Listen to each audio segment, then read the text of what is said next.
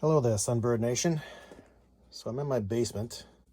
What we have here is the pressure regulator valve train from my 125 transmission. What this does, as you can imagine, is it regulates the line pressure. This spring right here is the pressure regulator spring. This is the pressure regulator valve. This is what they call a bumper, which is just a really tightly wound spring that locks these two pieces together. That's the reverse boost valve.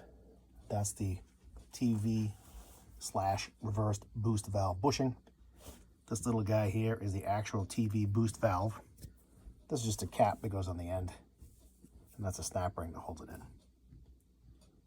So what happens here is the spring creates, we'll say it creates the line pressure, the relationship to the valve and the spring, like a pressure of the spring.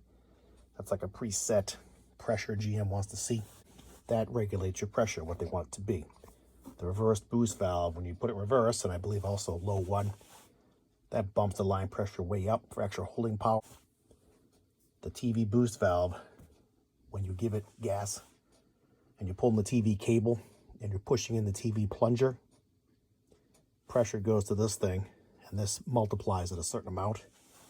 So basically, lessons learned from 204-hour transmissions is the bigger the boost valve, the more the line pressure when you give it gas. So this valve measures 0.365. In the 204-hour, there's a 421, which is a larger valve. There's a 471, and then the ultimate is the 500, half-inch boost valve. And it has a small bushing it rides in. An 86, I think, or 7. They went to a third design regulator, which is what I have.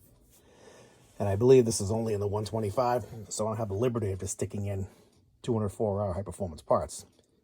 So in the Gil Younger instructions for his shift kit, Transgo is Gil Younger, if you didn't know that, he talks about the boost valve being available in $299 for 4 cylinders and $344 for 6 cylinders. Mine is $365, so there's at least 3 different sizes I'm aware of. None of them are especially big. The mission today is to create a larger boost valve. The problem is it rides in this bushing. So making a bigger boost valve means I have to bore the bushing out. I only have the one bushing, so if I screw it up, I'm in trouble. I do have 2 spare transmissions I could rob it from, but then those transmissions are unusable unless I swap this back in. So hopefully I won't screw it up. So if you look at this thing, you can see the bore, the small bore right there, the TV boost valve slides in and it bottoms out. I don't know where you can see it. Hang on a second. If you look right there, you can see an orifice. See there's a seat. It's not really a seat, it's just a flat plane. Let me go a little bigger. Yeah, you see that hole? That's where that valve slides all the way in. And it bottoms right there. If you look at the valve, it has an angle on each side. And that bottoms into that hole. Since there's no angle cut in the hole that this bottoms into, I'm going to go with the belief that it's not a super critical sealing area. It's just a flat plane that this thing butts up against and creates a mechanical seal. I'm also going to go on the belief that because this valve has a raised edge on both sides, but it butts against that hole and this cup, the raised end on this side is of no consequence. So when I make my new one, I don't have to suffer over putting the angle properly on both ends. I'll be lucky to get it on one end, let alone 2.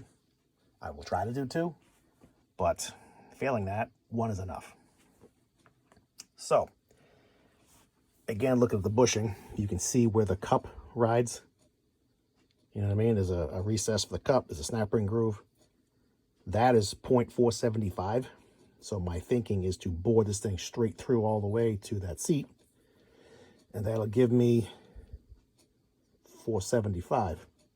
You know what I just noticed? I have that recess for the coil spring pin that holds this thing in the valve body. That's going to limit how far I can bore it. Shit, I need to see what the OD of this is and the depth of that is, so I'll know how far I can go. Plus I have this recess here, that'll limit me too. So, I mean, I get the 475. I mean, looking at it, it looks like this wall here is in line with that wall there. This, I can't tell. Hopefully I can get to 475 without bursting through it. I don't know. That's going to limit how big I can go. We'll find out. The other thing to worry about is there's a hole right there. See it? There's a hole right there in that counter bore that comes out on top right there. I'm guessing, since that's where the cup, cap, if you want to call it, rides, that all that's for is to exhaust any transmission oil that gets in front of the TV boost valve. So when it strokes that way, and rather than hydraulically locking up, it exhausted out that hole. So I don't think that hole being not there, but being maybe vertical, is critical. I think it just has to be in front of that valve, so it doesn't hit a wall of fluid and say, I can't go forward, boss. It just has to puke it out somewhere. I'm hoping, I mean, it's either an in-hole or an out-hole. If it was in-hole, I would think it'd be 45 degree, so fluid gets in easier. So I'm thinking since it's going out, it's just a straight bored hole. I'm not an engineer. I just play one sometimes. So that is my thinking on this. So let me get going on making the valve first before I bore this thing out. I have to do some math to see how big I can make it now, if that's going to be in my way or not. I don't know. We'll find out in a minute. But here's some random steel I have to create my new TV boost valve. It's tiny. I mean, you can see there's plenty of material here. You know, an Acme screw thread from a vise, another one. Just a cut-off bolt. This pin. Some random crap. Unfortunately, all these parts are hardened. So when I'm done, I have to harden this thing. It probably will work fine not being hardened. I just figure it's going to shed material. That's why they harden it, so it has a long life. So I bought a compound called Cherry Red. Cherry Red is a powder.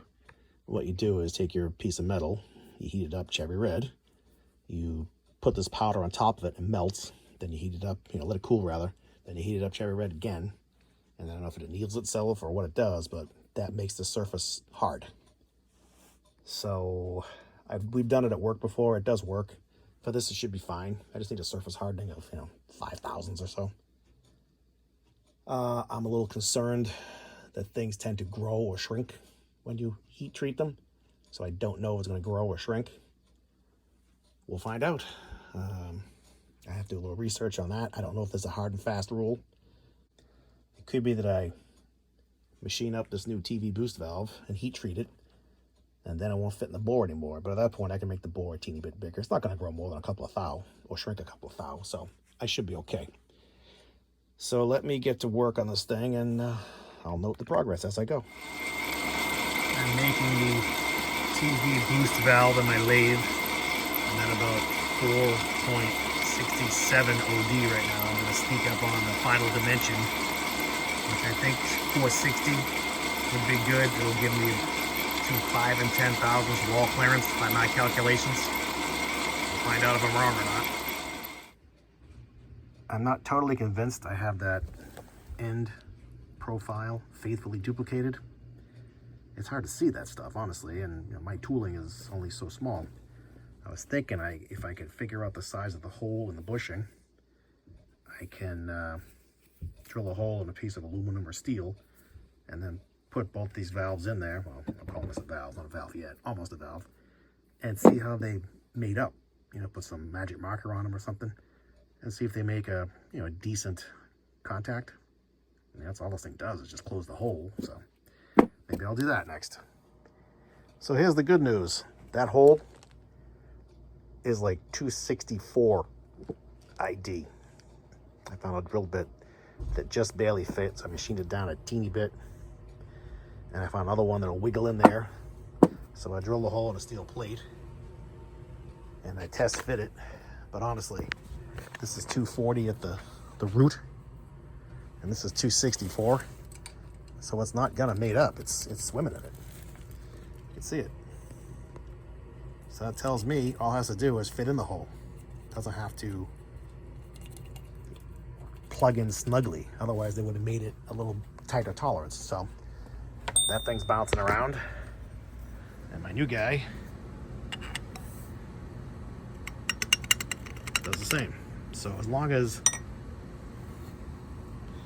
that face is flush, that actually is the seal, just a mechanical seal. You know, this flat face against this flat face, or honestly, the bushing.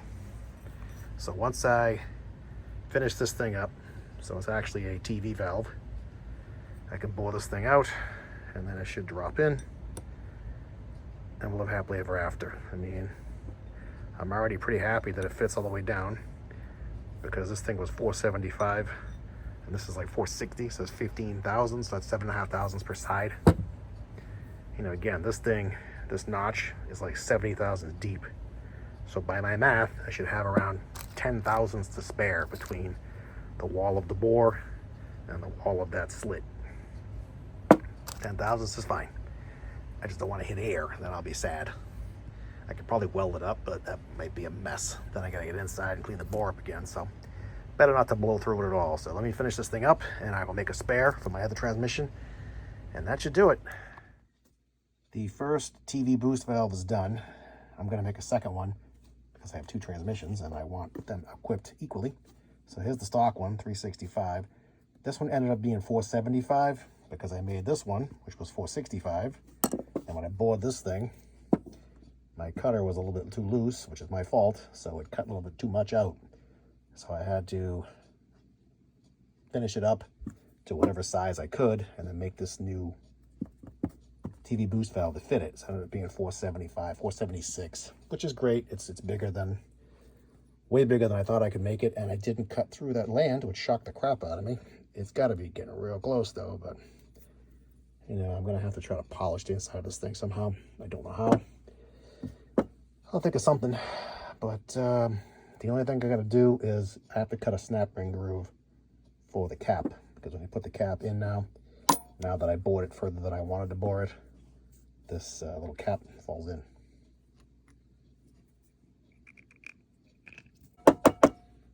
Only has one snap ring groove. So I'll just cut a second one in there, and that should be the end of that. So let's see how this works when I finally put it in my car. It's going to be a little bit, but not too long. So I don't think I'm going to do reverse boost valve. I don't see any reason I need to increase the line pressure in reverse and first. I'm not going to do any burnouts in reverse or tow a trailer up a hill, you know, in reverse.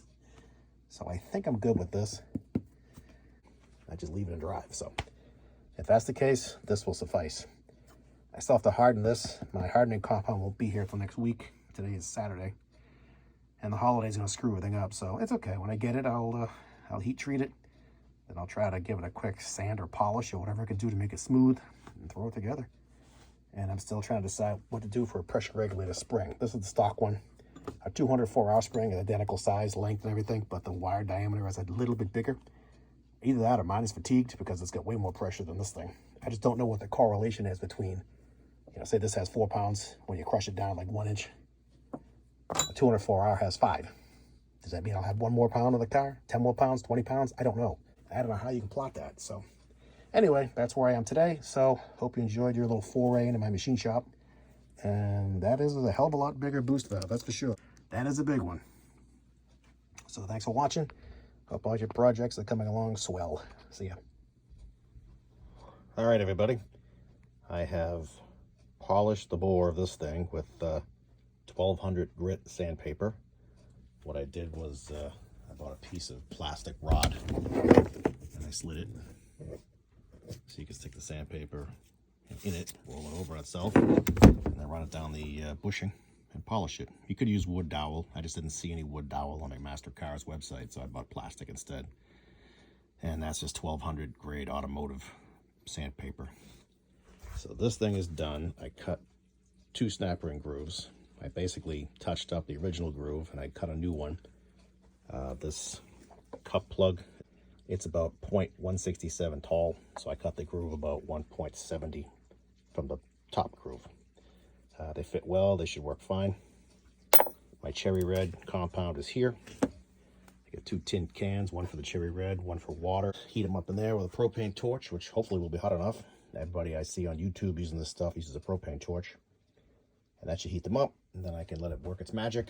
And then hopefully I will have 2 valves that fit perfectly. I tried to make a tighter valve the second time around, but try as I may, they're both the same size. They're about 475 OD, and this finished size is about 476, so it's about a 1/1000th slip fit. I can't make it any tighter than that. It's beyond my capabilities. Maybe if I spent, you know, a year trying to make valves, I could make one a little tighter, but whether it's me or my lathe or my tooling, I don't know. Let's blame me. That's the easiest thing. So there you have it. There's my 2 valves. One for my transmission, one for my spare. The bushing, the plug, the snap rings, and there's all the pieces. And I bought a couple of reamers to make sure that the finished bore was straight. I bought a 475, a 476, and a 477 reamer. And I bought these things called plug gauges, or pin gauge, depending on what you call it. But these, you can see it's marked as 476. You just drop them in a bore to make sure it fits. So 475 is loose, 476 is snug, 477 won't fit. So you can also buy them in half sizes, 475.5, 476.5, etc. I didn't do that, mainly because how much money you want to spend on these things? They're like 20 bucks a piece. You could buy a kit for about 500 bucks new, or you could try to find a used one for 100 or less, which I will probably do in the future. But this stuff gets expensive for stuff you're going to use once and twice in your life, so whatever. So there you have it. I got to heat it up, quench it, and then it's supposedly going to grow 200 thousandths or 210 thousandths. It's like 0.0002.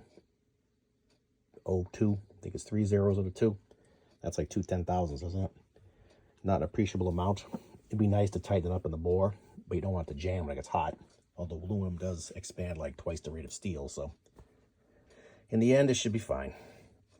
So let me get going on that, and then I'll show you the finished product.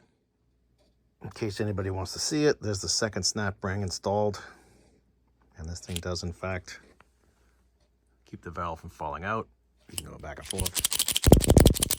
Doesn't blow it out. I mean, I tried to sink it in, 5 or 6 thou. I don't know how deep you're supposed to put the recess, but that's the way I did it.